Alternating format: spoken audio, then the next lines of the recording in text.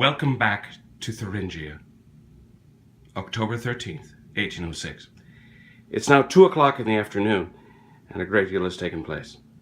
Certainly the most notable thing is over here. You can see Weimar's lone division, combined about 10,000 men, 9,000 infantry, 1,000 cavalry, have been confronted. They were originally taken to the front from the west by those troops that you see right there, and they thought the fight might be a bit more fair. But eventually, Sahuk's men, down to the lower right, joined in the battle.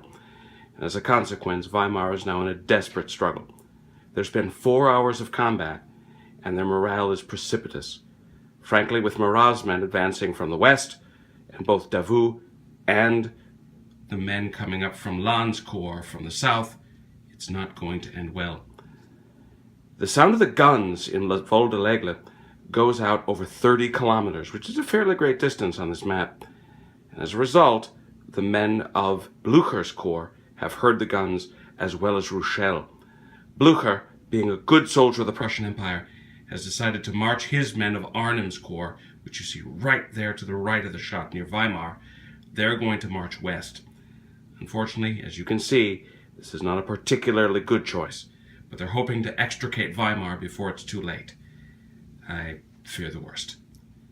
Down here, we see the decision of Bernadotte's men to advance up this road to that T intersection, which will eventually lead them north to Weimar.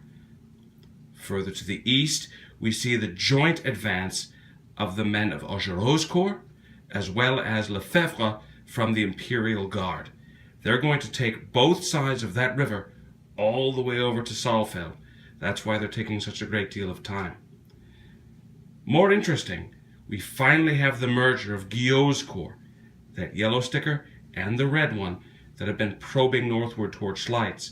They're getting ready to head north, trying to catch up with Hohenlohe's men, who, it will be remembered, vanished from Hof not that long ago. They're about to catch up. Now, we remembered that Hohenlohe's men are resting overnight after a very long march. It is Hohenlohe's hope that they can get just enough rest to get some of their morale back. The question is whether or not these men here will unite quickly enough to catch north and push them. You have to rest all day in order to get the morale back. Again, Hohenlohe's men, Brunswick's men, and the Magdeburg Reserve infantry that's making its way down to Halle. So that's what we see on the 13th of October. A fair amount of battle has already taken place, casualties have been incurred, but still the main forces are not engaged.